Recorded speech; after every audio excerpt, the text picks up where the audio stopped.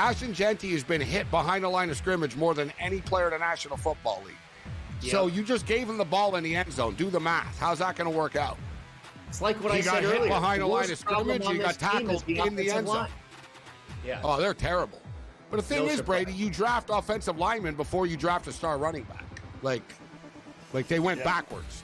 In-game live, only on SportsGrid.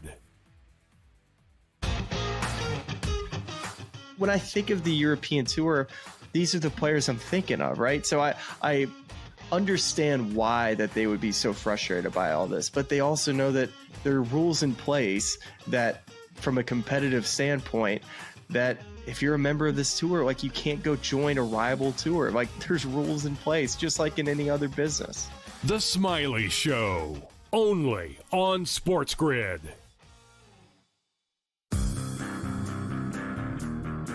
The Green Bay area and the Philadelphia area, you would get on ABC normally. Yes. But they didn't have ABC, so they couldn't get it locally. Yeah, it just, you have to ask the question, like, nobody wants to hear from Bob Iger during the Monday night game when 10 million people are blacked out from watching the game, and you not ask him about when the blackout's going to end. The Craig Carton Show, only on SportsGrid.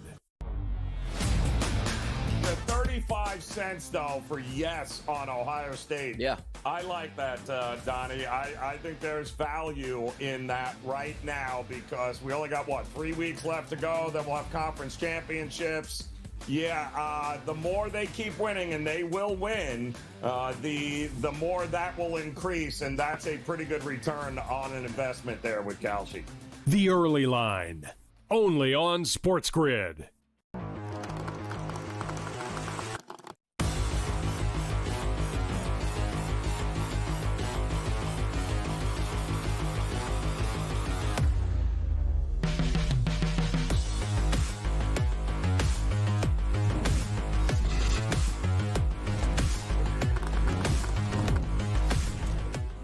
Hey, what's up, everybody, and welcome in. This is FST. It's Fantasy Sports Today.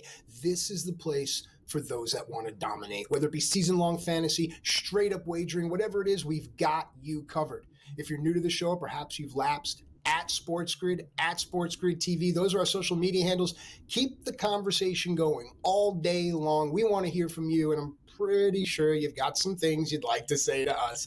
My name is Matt Stryker. Happy to be here, and I'd like to bring in the spice of the show. Tom Vecchio, come on in at FST. Welcome to the man. How are you? I'm doing great, stepping in for Joe today. I'm not going to say I'm going to be Joe, but I am ready for today. We have a great slate coming up in NFL Week 12. We're pushing towards the end of the season. Teams trying to make the fantasy playoffs, wherever it might be. Hold on to your spots. Injuries, buys, we'll cover it all. All right, and it really doesn't matter. The personnel here at SportsGrid is just so in tune. It's smarter to be on SportsGrid. Each and every show, you're going to get something new. All right, here we go, Tom. We're going to talk about some NFL news. And the first thing I'd like to just kind of feel you out is, so Ja'Marr Chase, for those that don't know, suspended one game for spitting on another player. Tom, first to you, is that type of behavior for a mega star player for this league, is that acceptable? And in the interest of poor journalism, I'll ask you a second question. Is one game enough?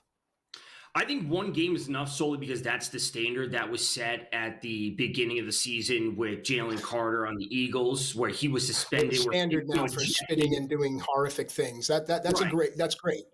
Right. Continue. He was ejected for that game, and they deemed that to be the suspended game, quote unquote. Obviously, it's not what we want to be seeing from the star players, but when we have a team that is struggling with the Bengals, it's not just this season, it's season in, season out, injuries, bad defense. Like at the end of the day, like the Bengals struggles are not Ja'Marr Chase's fault. The defense giving up 35 points is an issue. Him having 10 catches for 150 yards, 2 touchdowns. He's doing his best, and he's frustrated. Like you can tell that he's frustrated. Burrow, when he plays, is frustrated. It's unacceptable, but I want to say I understand it at least a little bit.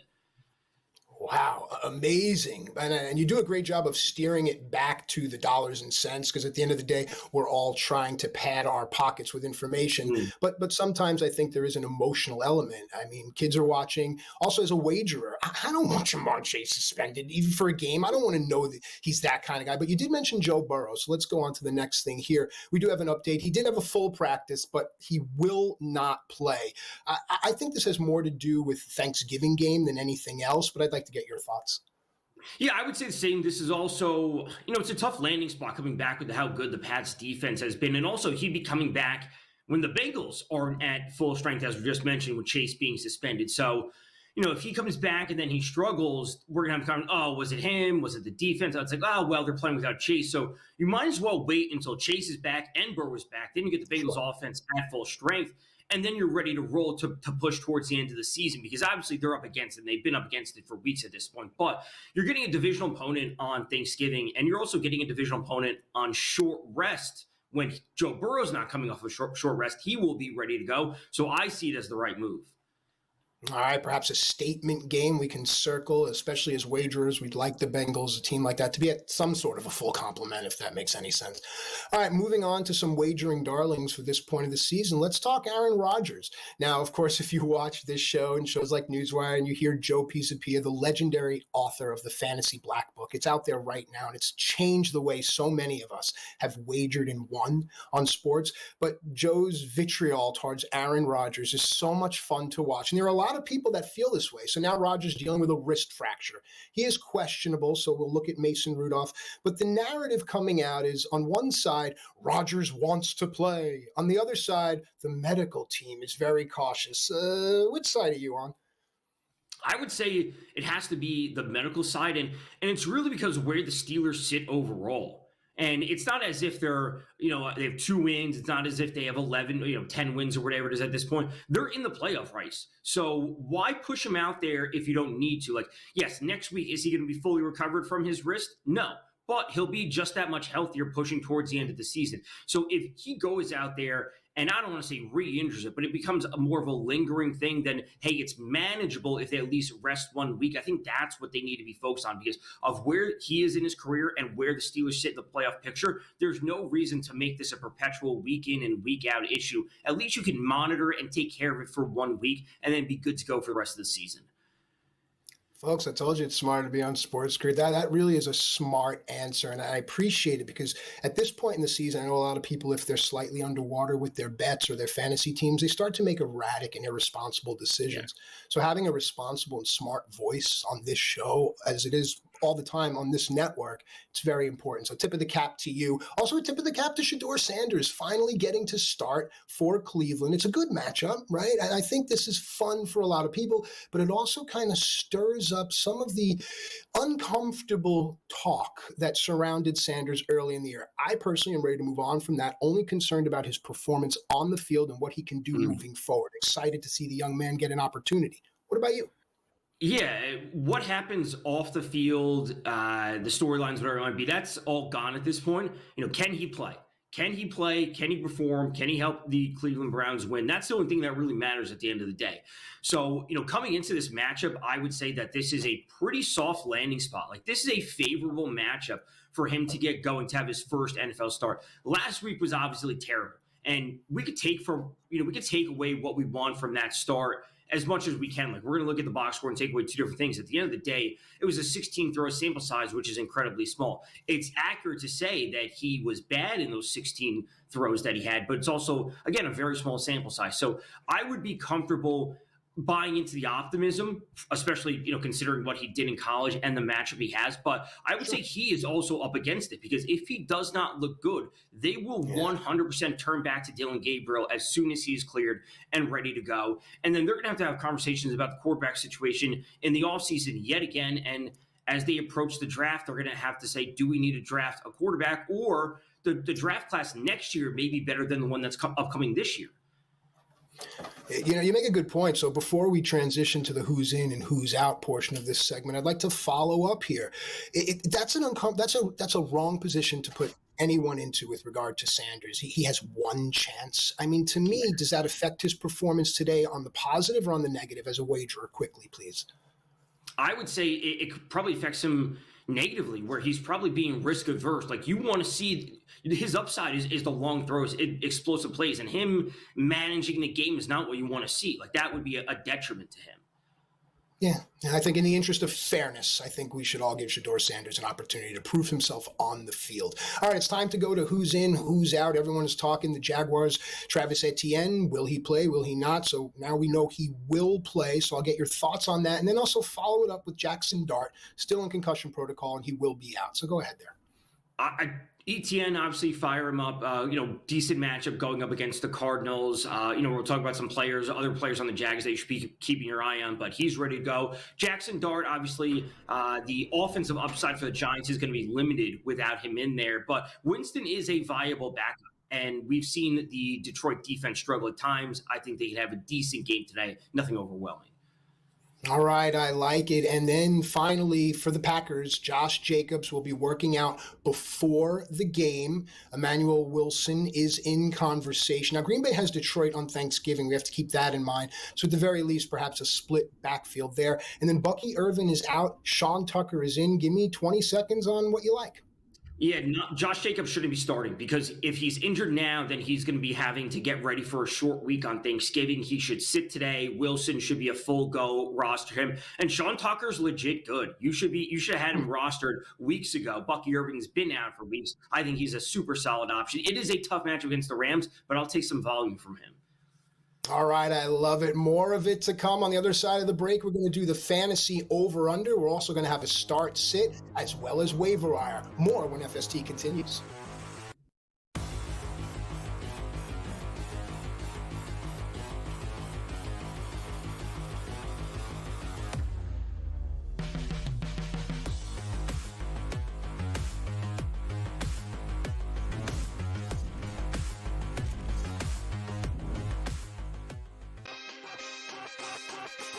Goff and Mahomes were never taken serious. Hurts won't be, even if they're the 1 seed. Jonathan Taylor plays running back. Stop. Mahomes lost the head-to-head to Josh. Can I confidently eliminate every single person booked behind Josh Allen to at least beat out Josh Allen? So I'm in a head-to-head with Stafford May? Game time decisions. Only on SportsGrid. Another sport like the NBA, which is dealing with its own, scandals, so to speak, and its own headlines with the FBI and what else comes, because this is the same FBI team that also brought the NBA scandals to light. So I'd have to imagine they're working on some other stuff as well right now, and the timing is definitely not a coincidence, but definitely some very significant news in the gambling world that now you're not going to be able to bet more than $200 on a specific pitch market. Newswire. Only on SportsGrid. Where are the wins coming from? And yes, I agree.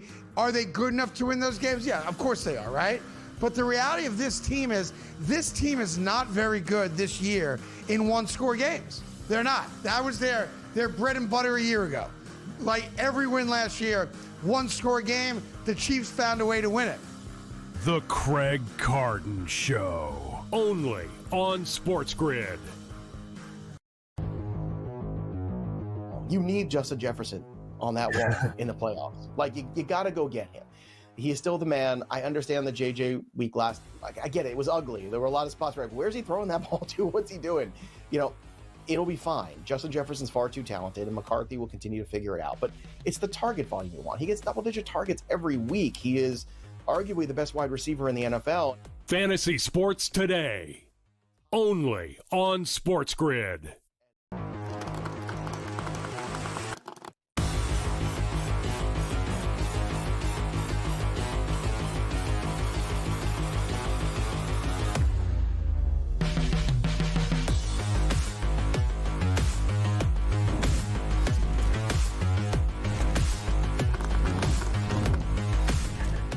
All right, welcome back into FST Fantasy Sports Today. It's a team of pros around here. Our producer behind the glass, Sam Y, the sports guy, Tom Vecchio, the entire crew. and then there's me, but they let me hang out. It's time to do fantasy over or under. A lot of fun here. Remember, folks, at SportsGrid TV, hit us up. We want to hear your questions. We're going to answer your start-sit questions in a little while, but hit us up and ask us here, because a lot of people, Tom, that I know have some type of revolving account, right? Whether it be their Netflix or their streaming service. So why not kind of mitigate the cost of that with your love of sports? I just think that's the way to go. Real quick, do you agree with that? Like funding your life through wagering on your love of sports, as long as it doesn't get out of control? I would say as long as it's within your means and you're able to do it appropriately in terms of the rest of your life, work-life balance, all those things in terms of the money aspect, I see there's no issue with that. If you want to go to the movies and spend $50 and go to the movies or go out, or you're going to spend $50 on a sports bet, to me, there's no difference. But as long as you're capable to do that in a safe manner, there's no issue with me. Great job. Great job. All right. I told you, folks, he's smart. Tommy, here we go. It's over under here. I want to talk Patrick Mahomes, and I'll get your thoughts. 274.5 is the number that I got. Indianapolis 25th against the Pats. This is hitting 3 out of his last 5. Do you go over or under here? Initially I would lean under, but I actually do like the over. And part of it comes to the fact that we're not getting much out of the Chiefs' run game, where we know Isaiah Pacheco's not going to be playing. When we look at Kareem Hunt, you're like, okay, he can be effective. He could be a good fantasy start, but he's not going to be 20 carries for 80, 90, 100 yards. He'll give you 14 carries. He'll get to 50, 60, maybe a touchdown. We're getting Smith as the backup, but ultimately, the offense lies in Mahomes' hands. Like, if they are up against a good Colts team, also compared considering where the Chiefs' record is, I should say, you don't want the ball in Kareem Hunt's hand. You want the ball in Mahomes' hands. Like, that's who you want to go down swinging with. So, yeah, give me Mahomes over in this situation. All right, I like it. I like the enthusiasm. Another one, Stephon Diggs. 50.5 receiving yards is the number. Pardon me. I know he has Cincinnati, bottom of the barrel. This is hitting 2 of the last 5. And last week was his second highest target share this season with, I do believe, 11. Thoughts on Diggs? I like him this week. I'm not going to say I love it, but I would lean over. And a part of the issue with the Pats offense to me this year is they have a lot of really good options, right? Where Hunter Henry steps up at times. Sometimes it's Diggs. We obviously see the explosion of Henderson, Kayshon Boutte. They have like really good options, but there's no one that's like one true dominant option. So even if Diggs were to have a quote unquote slow week this week, the Pats could still drop 30. It's just everyone else doing just a little bit. And obviously Drake May is awesome. They push the offense down the field and they score a ton of points, and he doesn't necessarily have to carry the load. So I would lean over, but I'm not sold on it. You said booty. All right, let's move on to Derrick Henry. 88.5 rushing yards. The Jets 23rd against the rush. Henry has achieved this in 3 of his last 5. So your thoughts? Yeah, I would say yes. And, part of me with the Ravens at this point in the season, I think they want to keep the pedal to the metal, and not only where their record is, but they also want to get the mojo back, where we saw Lamar Jackson come back against the game against the Dolphins. He lit things up. Against the Browns, it wasn't so good, but they need to say, hey, we are still the Ravens. We can still have Lamar throw for 2, rush for 1, Henry for rush for 150 yards and 2 touchdowns, whatever it might be. This is the spot that he needs to get this done. And to that point, as a wagerer, are you keen on the Ravens rest of season? I would have to say yes. Like, their defense has improved. They're getting pieces back. Like, it was really ugly for a while, but I think the market will react appropriately. And what I mean by this, just because I'm high on them doesn't mean I'm running to bet them, because I think everyone else is seeing that to an extent that we're never going to be getting fair. We're not getting 60 numbers on Derrick Henry. They're always going to be in the upper 80s. Like, we lost the time to get a discount when Lamar was out, essentially. Yeah, good point. All right, from one quarterback, let's go to another here. I'll give you Brock Purdy. The number I saw was 245.5. Carolina is 16th against the pass. It's never a cakewalk there. So are you over or under, and why? I would say over, and their run defense has been sneaky good at times, the Panthers. They put up some good performances against good running backs. So if you were to tell me that McCaffrey doesn't have the best running game, but still puts up a big game overall in terms of yards and receptions, I think he'll do that. And when it comes to Kittle, when it comes to Juwan Jennings, I think those are really solid pieces. Ricky Pearsall, I'm personally invested in on my most important dynasty team. I know he started off the season on fire. He was absolutely nothing last week, but there's a lot of pieces around Purdy that they can really push the offense forward. And I see more points in this game than not when it comes to against the Panthers. So on the other side of the break, we're going to do a market watch, and there's some plus money that's out there for people, and I'm really hopeful that they'll be paying attention. I want to get your wagering philosophy overall. Let's transition away from fantasy into wagering. Do you chase big plus money? Are you okay wagering on some nice minus pieces? What's your overall wagering philosophy, Tom?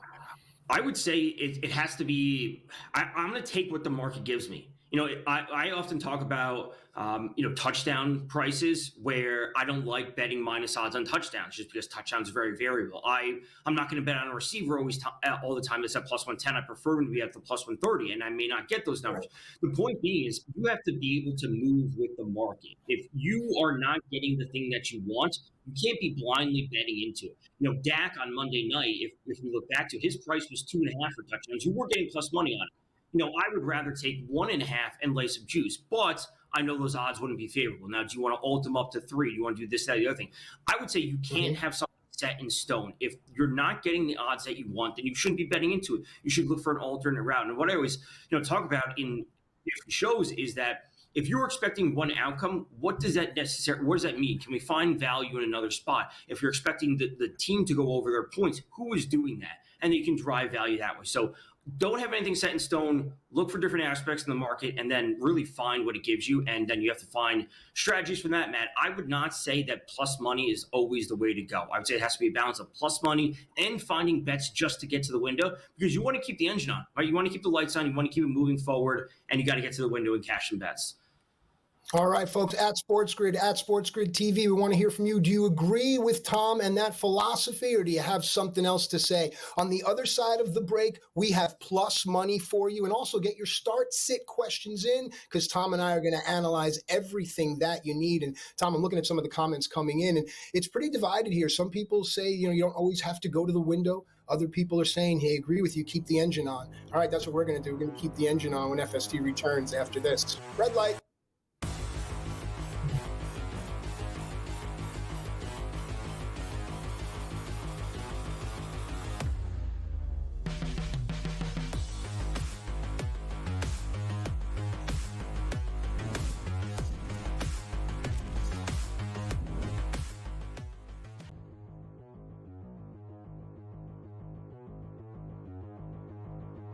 Let's play our game of buy or sell. It has been a season to remember for Drake May.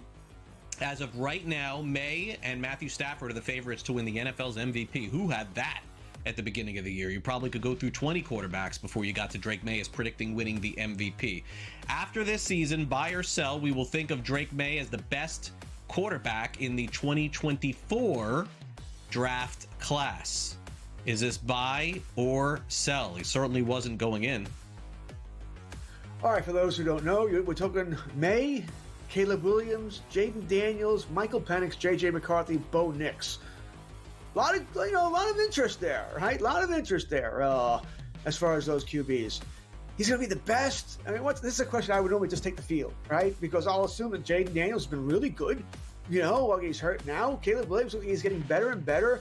I'm still not giving up hope on the other three here as far as Penix, McCarthy, and Nix, although I would certainly have May well above them. So I think for me, it's either Daniels, it's either, Williams, it's either May.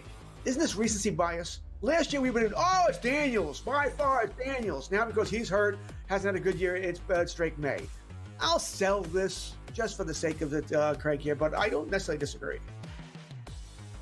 Yeah, I'm going to sell. I got Jaden Daniels still. I can't go this far with Drake May. Maybe second best, but it's not even about taking the field. We're having recency bias here. Jaden Daniels, to me, will still be awesome. So next year for Daniels goes back ahead of Drake May. Fantasy Sports Today, Friday starting at 3 p.m. only on SportsGrid.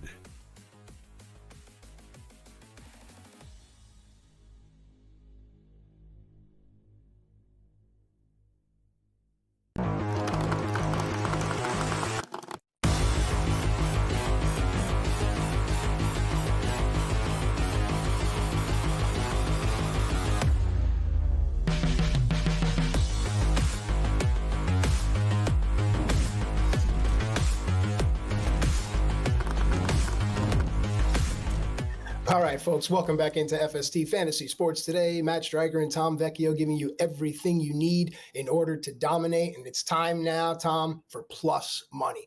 At SportsGrid, at SportsGrid TV, those are our social media handles. Get in on the conversation. We want to hear from the winners and the losers. Tom, let's look at the MVP odds here. And there's some real plus money opportunity. I'll give you the candidates, I'll give you their situations, and I'll let you roll. At the top is Matthew Stafford. He's plus 135. He'll have the Bucks, Carolina, Arizona, Detroit, and Seattle, his next 5.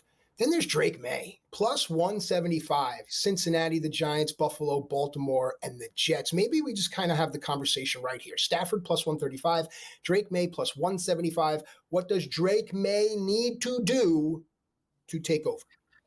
So when it comes to the MVP market, I have a lot of thoughts about it. And I would say, you missed the best number on both of these guys because, 50 to 1, 100 to 1, whatever they were earlier in the season or preseason, obviously those numbers are far gone. But, to me, Drake May, I think he's the one that will win it. And what you asked what he has to do, the number 1 seed, being the number 1 seed and really just the improvement that the Pats have had season to season, the raw level of talent, Mike Vrabel coming in, adding all these pieces and pushing Drake May forward in his development, going from I don't want to say a bottom of the barrel team last year, but a low tier team last year to the number 1 seed. That is a massive, massive jump. And securing that number 1 seed along the way of who he's done or who he's beaten and taking down Josh Allen if they end up winning the division, that is something that you can put not an asterisk like that. You give him a gold star for that essentially, and something just to bolster the resume. And that's something that we need to buy into. Stafford, although he started off the season kind of shaky because of the back injury that he had, he's also having a fantastic season. But Drake May doing so in his second year, I think, is very, very impressive.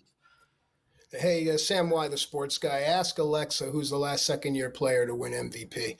And when we get that answer back from Sam, let's go on to the next category here. And I'm going to give you 4 players because 3 are quarterbacks. And I think that's important as far as the position goes to the award. The others are running back. Josh Allen, you mentioned him, plus 450. Pittsburgh, Cincinnati, New England, Cleveland, and Philadelphia, his next 5.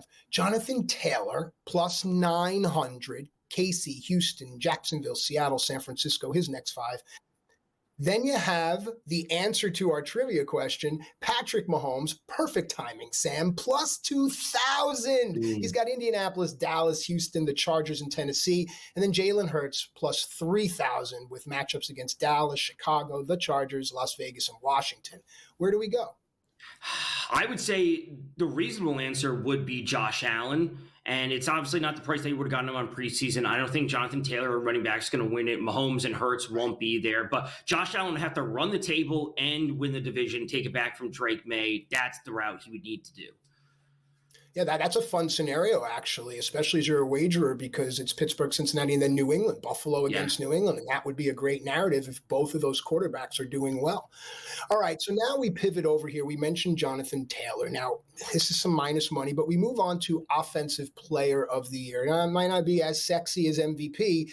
Jonathan Taylor's sitting at minus 400. And I think you can hear in my voice, that's not a fun wager for me. I'm not in on that. Unless I'm, really, really on top and super wealthy, how am I going to make my money there? I pivot on to JSN, who's plus 280, and then CMC, initials guys seem to do well in this category, who's plus 3,000. Talk to me about what has to happen in a regression of Jonathan Taylor for either JSN or CMC to take it over.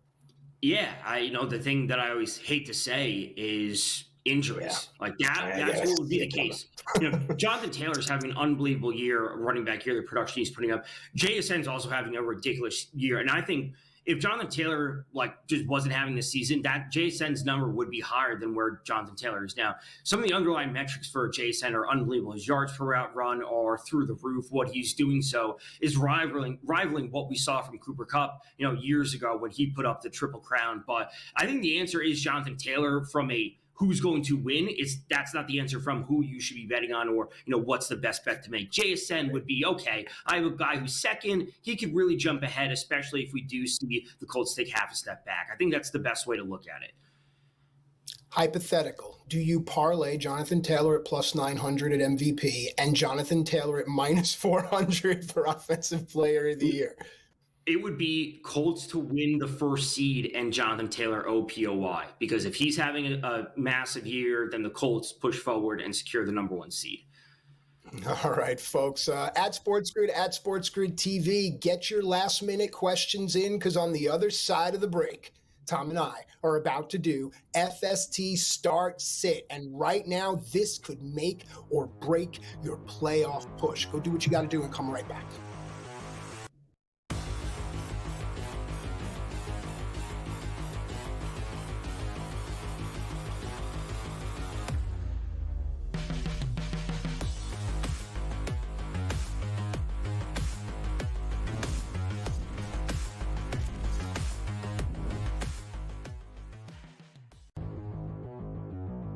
You need Justin Jefferson on that wall in the playoffs. Like, you got to go get him. He is still the man. I understand the JJ week last. Like, I get it. It was ugly. There were a lot of spots where, where's he throwing that ball to? What's he doing? You know, it'll be fine. Justin Jefferson's far too talented, and McCarthy will continue to figure it out. But it's the target volume you want. He gets double-digit targets every week. He is arguably the best wide receiver in the NFL. Fantasy Sports Today, only on SportsGrid. Oh boy, oh boy. This is not going to go away, folks. This betting scandal that involved Terry Rozier, that involved Jonte Porter last year, and then obviously with Chauncey Billups getting involved and stuff like that, this is not going away. This is not good. And this is not the end of this scandal. Pro Basketball Today, only on SportsGrid. Players behind the scenes who complain about Hurts's unwillingness to throw through tight windows against zone coverage. I told you Friday, Kevin, that Jalen Hurts takes the path of least resistance. He holds on to the ball. He doesn't like making those tighter throws. Though he loves making deeper throws, which it's interesting. Over 20 yards, he's one of the best in the National Football League. Pro Football Today, only on SportsGrid. Football contest season is back, and so is the Las Vegas Football Contest Show. Season 2, the sharpest football contest show in the land. Focusing on all three Circus Sports contests and the Westgate Superbook Super Contest, we handicap the games and release our contest picks every week of the season. Featuring Super Contest champions Brady Cannon, James Salinas, and former NFL player Mike Pritchard, all team will have you prepared this season like none other. Check us out every weekend right here on SportsGrid.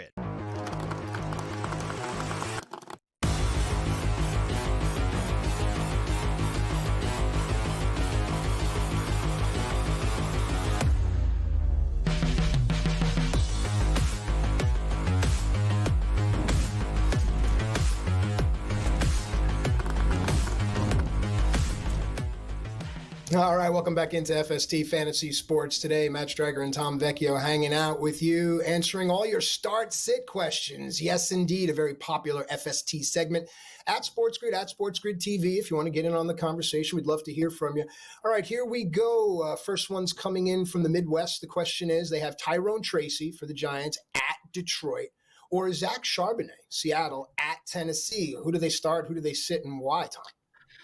I wouldn't mind a little bit of Tyrone Tracy in this spot. And, Zach Charbonnet has certainly been solid. We know he's been stealing carries away, much to the chagrin of Kenneth Walker owners out there. And, it's a very tough backfield to try and get a handle on times. But Tyrone Tracy, I like his role, plays a little bit of a role in the passing game for the Giants. And, we expect them to be in a full passing game script because they are large underdogs at Detroit. We can see the Lions clearly run away with that game. But I think Tracy would be in line for, let's call it 15 plus total touches. Hopefully he sees 3, maybe 4 in the air. And I think that gives him some decent upside. All right, next question coming from the East Coast here. Jerry Jeudy, Cleveland at Las Vegas. And remember, Shedeur Sanders starting, or Josh Downs, Indianapolis at Kansas City. Who should they start? Who should they sit? Why? I would go with Jerry Jeudy, and the Downs issue isn't a matter of him. The KC pass defense, I still at least respect. I also, am cognizant of the fact that Daniel Jones was dealing with a calf injury, and that could impact their passing game overall. Maybe they just say, hey, there's going to be another Jonathan Taylor game. Surprise, surprise. And then Jones will pass it at times. Obviously, Alec Pierce has been great. We have Warren there. We have Michael Pittman. The passing offense for the Colts is very spread out, and I don't think Downs at really any point would take the number one or number two option when it comes to target share. However, Jerry Jeudy, I think the matchup is a little bit easier. He also could very clearly be the number one, 1A, 1B option in that passing offense. Him, Njoku, Fanon, whatever it might be, I'll take Jeudy this week. All right, I like it, and I like the explanation. All right, this next question comes to us from the southeast. Ooh, I envy your weather. I'm up in the northeast, and it's getting cold, but it's nice around the holiday season. Speaking of cold, Colston Loveland from Chicago versus Pittsburgh, or Juwan Johnson, New Orleans, against Atlanta. And that's going to be an interesting game. Drake London is out. Expect Darnell Mooney to be more involved for Atlanta, but this one's about Loveland or Johnson. It's not going to be Loveland, and it's not to say like I'm thrilled about Juwan Johnson, but Colston Loveland isn't playing on a high volume of snaps. He's obviously still splitting time with Cole Kmet. He's also not always running a ton of routes. And again, part of the Bears offense is when we have so many options, no one player sees a dominant target share. So it's Loveland, it's Cole Kmet. They obviously have, they're getting Rome Odunze, Luther Burden, et cetera. There's too many options. When it comes to the Saints, it's Chris Olave, it's Juwan Johnson, and it's Kamara. Like, that's really the offense that they have. They traded away Rashid Shaheed. So I like the connection that Shuck has with Juwan Johnson, at least in a very small sample size. And, part of me thinks that the Atlanta defense has just quit at this point because their season is down. And give me Juwan Johnson at home on the fast track in the Dome. And you don't add the Yost Street in a Range Rover? You'll get another chance. You'll get another chance. It's fine. Let me ask you before we go to this next start sit, and it's coming from out west. Thanks for being up early with us. What's your tight end strategy when it comes to fantasy?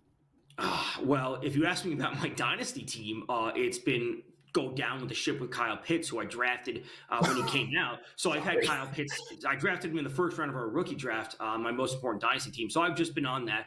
But I also have Cade Otton on the team. And, when we saw Godwin out and Mike Evans go out, there were times where Cade Otton had to step in. So I believe in redraft strategy, at least for not my personal issues with tight end, but for redraft, I would say you want one of those top guys, like the anchor RB. I would approach that with tight end, anchor tight end, one of those top guys.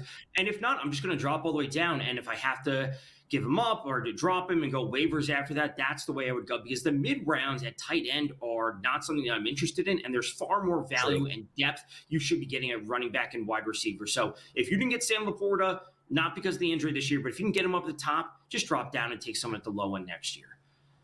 All right. I'm glad I asked. And that question came from at SportsGrid TV. So thank you for that one. All right. This next one comes from out west. It's quarterback question. It's Daniel Jones. You mentioned the calf issue at Kansas City, or Baker Mayfield also has a myriad of physical maladies, as most quarterbacks in the NFL do, but he's at the Rams. Start, sit, why? It would be Baker. And again, Daniel, and it's not just the calf injury for Daniel Jones. If you look back over the past few weeks, are we sure Daniel Jones is the same quarterback that he was in the first few weeks this season? The sacks are piling up for Daniel Jones. The fumbles are there, a few more interceptions. And I'm not saying he's fully regressed, but he's clearly taken half a step back compared to where he was in the first 5 weeks of this season. So you give me Baker in a game that could be a shootout and or a full passing game script because they're playing from behind. I'll take him throwing to Cade Otton, who I just mentioned. Emeka Egbuka, Tez Johnson has stepped up. I like those options on the Bucs with a fully healthy Baker, who always seems to have his team late in games. And not to say that Daniel Jones hasn't been amazing this year, but I'm worried about him slightly this week. Tom, I got to tell you, I'm really liking your insight. Before we get to the final one here in the segment, where can folks find you here on SportsGrid and elsewhere? Yeah, you can always follow me on Twitter at Tom_Vecchio and the number one, because all the good ones were taken. All across SportsGrid as usual. I'll be live on Sunday nights with Brady, covering that Bucs-Rams game for In-Game Live, making appearances on TEL, IGL, whatever it might be, GTD. Always ready to talk football. All right, we're going to do one more here, and then I want to touch more on what in-game live means to viewers and bettors out there that may not be familiar. So the last start-sit question comes from us again from the Northeast. It's Tyler Algier, Atlanta, running back 36 at New Orleans, or Luther Burden, Chicago, wide receiver 42 against Pittsburgh. Yeah, this is a really tough one, and Algier has been taking away a lot of red zone, inside the 5, inside the 10, and goal line carries from Bijan Robinson. Again, we're talking about Charbonnet and Ken Walker. that's what we're getting from Tyler Algier. Like much to the chagrin of Bijan Robinson owners, like Bijan's ceiling could have been so much higher if he would have been getting those goal line carries. So it's easy to say that because they have Kirk Cousins in there, they want to protect him, insulate him. They want to be risk adverse, and they don't want him throwing that many times. So we see more of a running game from him overall. So just the raw volume of rush attempts as a team will lean to Tyler Algier having more and more carries. But Luther Burden has some serious talent. And what I said about Colston Loveland is true about Luther Burden. If he's not playing on 100% of snaps, if he's not seeing all the routes, the target share for him will have a ceiling at some point. He's going to be capped. No matter how much raw talent we think he has, if Ben Johnson isn't calling the plays for him, he's never going to have 8 targets. Like, you need him to get through on 4 or 5 targets, a deep ball, and then that's how you get to the window or make a viable flex spot in your team. I would say Algier's the guy that has more consistent touchdown potential. I like it, and that rings my ears, consistent touchdown potential. On the other side of the break, we're going to ring some ears with the waiver wire ads. I'm also going to talk more to Tom Vecchio about in-game live and in-game wagering. I think more and more people need to take advantage of the fact that you have a living, breathing entity that has lines moving all the time, shrinking and gaining, and I'm actually being informed that we're going to stay with this. I got a little bit of time here before I go to break. Give me 30 seconds on why people should look into in-game live and in-game wagering. Because you often get numbers that you're not going to get pregame. And, I always say, let's say we have a line of 6.5 or 7. It's like, yeah, I think I like that team to win, as most people would, 6-7 point favorites. But it's like, yeah, do I like them to cover? It's like, maybe not. But I love that team at 2.5, and that's a spot we may get in game. Now, I often say when it comes to in game, and as I always talk about with Brady or Very Show, it's like, we may never get the 2.5. But I am specifically looking for a 2.5. I'm looking for this line on a player who starts off slow in terms of his production. Do I want to bet a 70.5 or 75.5 for a receiver? No, but if he starts off slow and we can get him at 50, that I like. So it's always about knowing what you're looking for. You shouldn't be throwing darts. You should be looking for something specific in game. If you get the 2.5, you fire on that. Yeah, living, breathing wagering. I like it. Well done. All right, folks, stick around on the other side. We're going to tell you who to add on the waiver wire.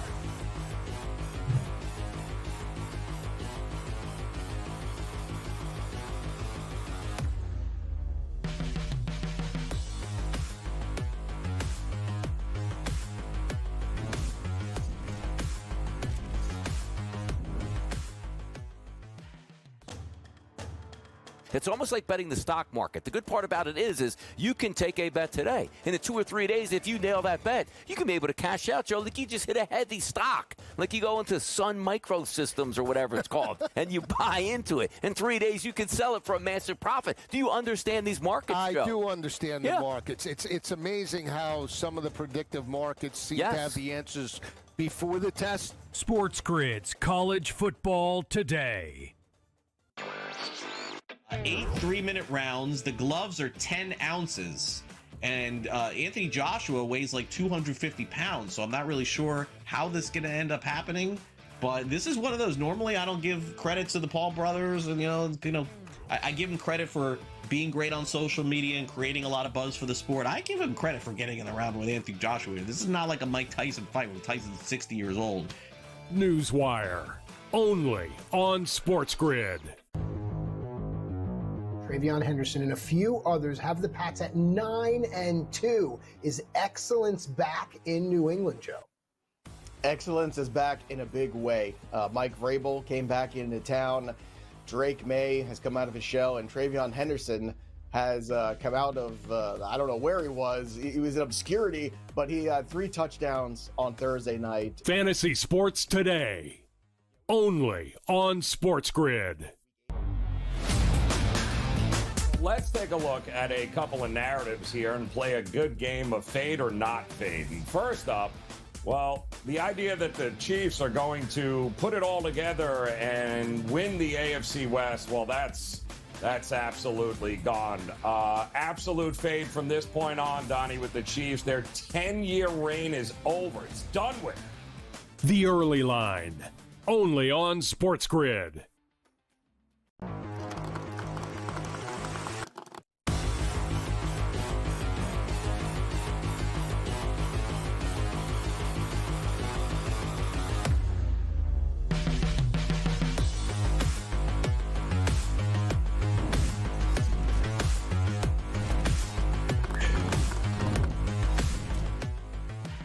All right, welcome back into FST Fantasy Sports Today. Matt Stryker and Tom Vecchio giving you everything you need. And it's not just a tagline, everything you need in order to dominate this week in season-long fantasy or straight-up wagering.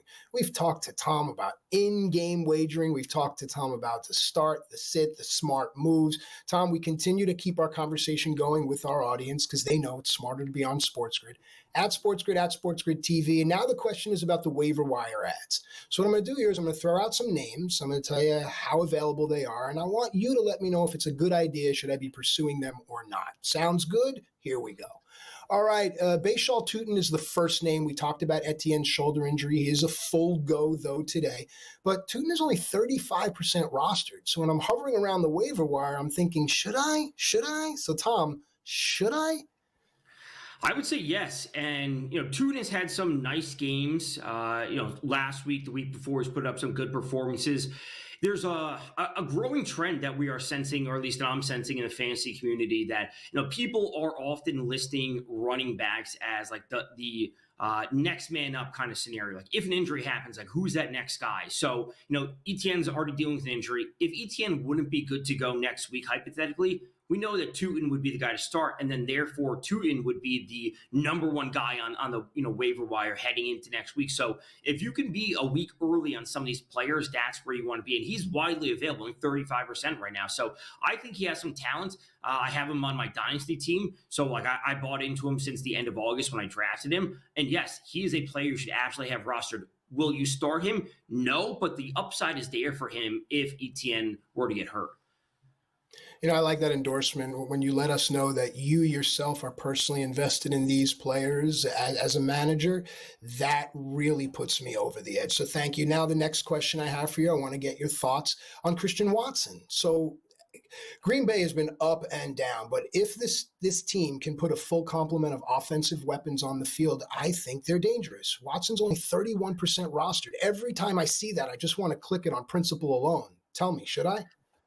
I would. And, it'd be great to see them get Reed back. Obviously, Kraft is done for the season. Watson is a player that I think has a tremendous ceiling. He's a player that traditionally always has a very high ADOT, which is average depth of target. They looked him downfield. Mm-hmm. I would like to think some of that may change with the offense changing. Obviously, we have Romeo Doubs there. Again, Reed isn't there. Kraft is done for the season, but they need Watson to evolve into being a more well-rounded receiver than simply just the deep threat, because they need other options on the field at this point. So when you have a player that has, let's call it 18, 20-point potential ceiling from a fantasy perspective, because he could have 5 catches for 100 yards and 2 touchdowns, that's the type of player I want to have. Am I starting him every week? No, but having that type of upside is very important to have at least somewhere on your depth. I think average depth of target is a metric that more people should be talking about. Thank you for bringing that up. Let's talk about Luther Burden III, 12% rostered, an incredibly talented receiver. It looks as if his quarterback may be turning the corner. Should I? I would say if you have the roster space in deeper leagues where maybe your bench is a little bit bigger, yes. And again, I would buy into the talent alone. And I'm a big believer in Rome Odunze, DJ Moore. Again, the offense is so spread out that at times we don't see 1 or 2 players always necessarily taking a step forward. But if you're buying into Caleb Williams, you also want to buy into the pieces around him having success. At this point in the season, it may be tough. But again, if you have a deeper team, I would have him there just for the sake of it. All right, now before we get to 2 players that are available in about 6 or 7 out of 10 leagues, I'd like to get your thoughts on an upset special this week. Give me something that no one's going to see coming and tell me why. I've been thinking about this, and it may be the Vikings, right? And it might be really? A bit. The Green Bay offense has looked terrible. That's what it's coming down to. Green Bay struggled last week versus the Giants. They may be without Josh Jacobs this week. Obviously, again, we talked about at the beginning, they have to play on Thursday night. They look terrible against the Eagles. And I'm not saying that what we've seen from J.J. McCarthy has been good, because he's been pretty bad. If you look at his EPA per pass, look at some of the success rates that they had, all these underlying metrics, he's really, really bad. But the Vikings defense can still bring something. So when we have a struggling offense on the Packers side of things against a competent defense, that's at least presents like the recipe for success, the recipe for an upset. And it's not like the Packers are some stalwart team at Lambeau this year. Like, they are susceptible. Jordan Love was dealing with injury last week. I think they could be picked off this week. All right, I like it. We're talking with Tom Vecchio to getting your waiver wire ads at SportsGrid, at SportsGrid TV. There's still some time. Get your questions in. All right, this next one is Juwan Johnson. He's 37% rostered. Sometimes I'm tempted late at night to do a lot of things. One of them is Juwan Johnson. But at the end of the day, I kind of find myself saying, nah. What do you think? It really comes down to your injury situation on a week in and week out basis, because, we're dealing with things that are, I always like to say, like, are pulling in opposite directions. The Saints are a bad team. What we get from Tyler Shuck is going to be inconsistent, and it's going to have a wide range of outcomes on a week-to-week basis. But there's not a whole lot of target competition on the Saints. It's going to be Chris Olave, it's going to be Juwan Johnson, as we talked about before, and it's going to be Kamara in there. And there's really no one else there that should be reasonably taking targets away from Olave or Johnson. So if you are dealing with injuries, if you lost Sam Laporta because he's out for the year, at least according to reports, and you may need a week-to-week guy, Juwan Johnson could be the answer. And there are worse options. Like, he's at least viable. He's going to be out there running routes and seeing the ball. All right, and the final one is a quarterback, and he's available in 7 out of 10 leagues. It's Jacoby Brissett. Give me a quick yes or no and why. Yes, and he shouldn't be available in 7 out of 10 leagues. He should be available in 3 out of 10. You look at the starts that he's put up, 19, 20, 21 points, throw over 450 yards. As long as Kyler Murray is out, we've seen great production out of Trey McBride. He's actually catching touchdowns with Jacoby Brissett. We've seen Michael Wilson step up. Like, there are viable options on the Cardinals offense. Is their defense bad? Yes. But this puts them in a full passing game script. And Jacoby has been solid. I think he continues to be solid. All right, folks, we've built our rosters. We've built our bankrolls. When we come back, we'll tie it all up and put a somewhat pretty bow on it. I'll do my best. It'll be 3 and out when FST returns with Matt and Tom.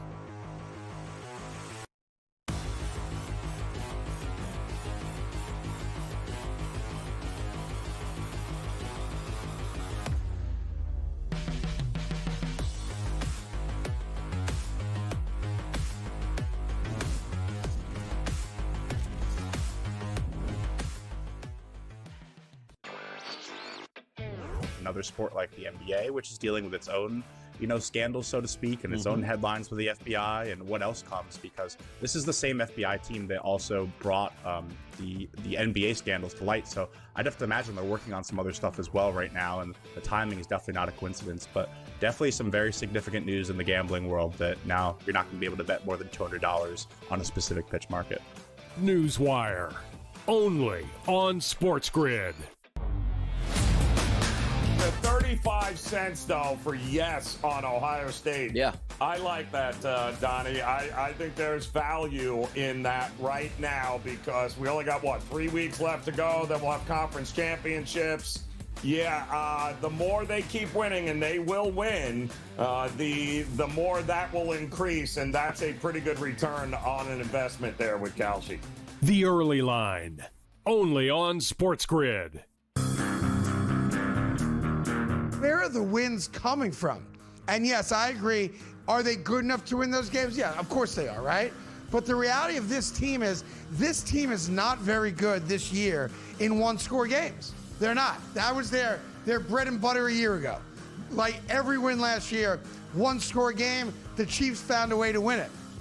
The Craig Carden Show, only on SportsGrid. It's almost like betting the stock market. The good part about it is you can take a bet today. In 2 or 3 days, if you nail that bet, you can be able to cash out, Joe. Like, you just hit a heavy stock. Like, you go into Sun Microsystems or whatever it's called, and you buy into it. In 3 days, you can sell it for a massive profit. Do you understand these markets, Joe? I do understand the markets. It's amazing how some of the predictive markets seem to have the answers before the test. SportsGrid's College Football Today.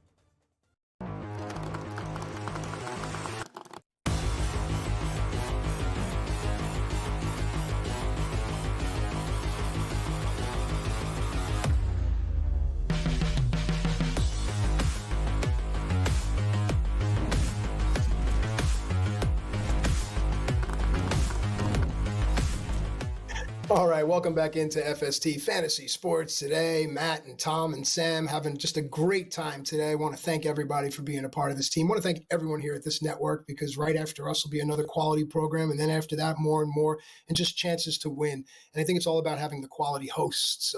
Each and every week we get to see guys, and I want to shout out my buddy Joe Pisapia, who is coaching his daughter's flag football team on the field at Giant Stadium. I used to call it the Meadowlands, so go get him, Joey, buddy, and we'll see you soon. But just as great, equigreat to Joe is Tom. It must be something in the Italian blood. Tom, we've built our teams. We've found our plus money plays for today. We've spoken with our fans.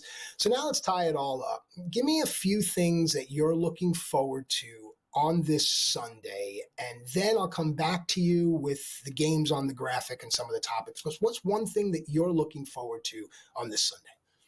You know, one thing I'm not necessarily looking forward to, but looking out for would be this Eagles-Dallas matchup.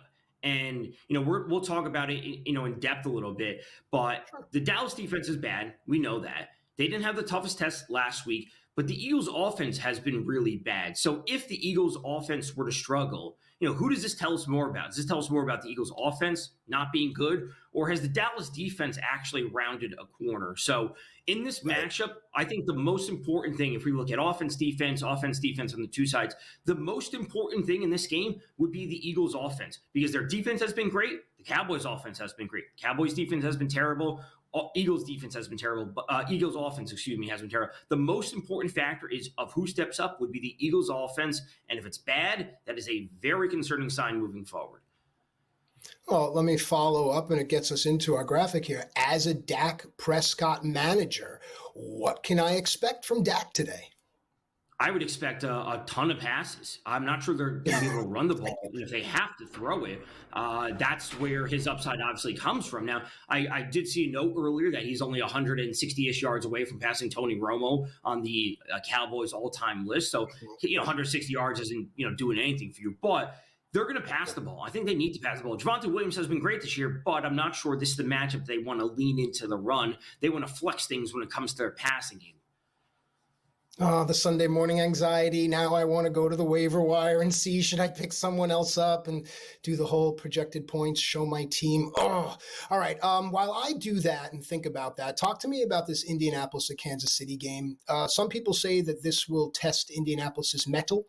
Others say this is Kansas City's chance to show who they are. Well, what says you?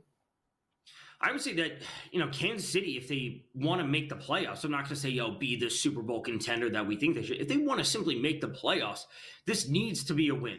And the 3.5 line for the game is obviously a little bit tough from that angle, but the Colts are coming off a bye. They've put up a fantastic season thus far. This is kind of a test for the Colts, where they've faced some pretty easy competition thus far. They did lose to the Rams. They've beaten some bad teams. They've lost to some good teams. Can they beat the Chiefs? Can they hang with a team that is scraping for every win they could possibly get at the season? So when it comes to this game, Mahomes, Taylor, obviously the big names need to show up, but I think the secondary players, someone like Xavier Worthy hasn't had a big performance as of late. He needs to step up. What are we going to get from Tyler Warren? Those players need to continue to step up, and that's who will determine the game. Not Taylor, not Mahomes. They'll have great games. All right. So my Dak angst has led me to either Joe Flacco or Sam Darnold. As a Dak Prescott manager, should I sit Dak for Flacco, Darnold, or go with Dak? I would go with Dak. I do like Sam Darnold this week just to have a better performance than he did than 4 interceptions last week and him to kind of, put it to the Titans. But Dak has the most upside. Dak has the most talent around him. Does not say that JSN and Sam Darnold have been great, but you give me 2 great receivers with Dak who could throw the ball 40 times. I think that's where I'd go. I love it, folks. We're filling in holes right up to the very end. All right, with the final minute, talk to me about these Detroit Lions. A bounce back? What do you think? Absolutely a bounce back for them. They rolled through the Giants, and they were 10.5-point favorites earlier in the week. It's up to 12.5 as of now. I think they roll. We know that Sam Laporte is likely out for the season. It's going to be St. Brown. It's going to be Williams. It's going to be the dude in the backfield. Maybe sprinkle in a little bit of Brock Wright, the new starting tight end. I think they dropped 35 points today. All right, I love it. I got to tell you, Tom, I had an absolutely fantastic time with you here on behalf of the entire SportsGrid and FST fandom. Thank you so much. You just made me so much better. And to all of you out there, I say, I hope you make the right plays. I hope your teams win. Those that are trying to get into the playoffs, I hope you get that win. And I hope the team ahead of you gets that loss. And I'm sorry if you're the manager, but either way, for Tom, I'm Matt and Sam and Joe. We say happy football, everybody.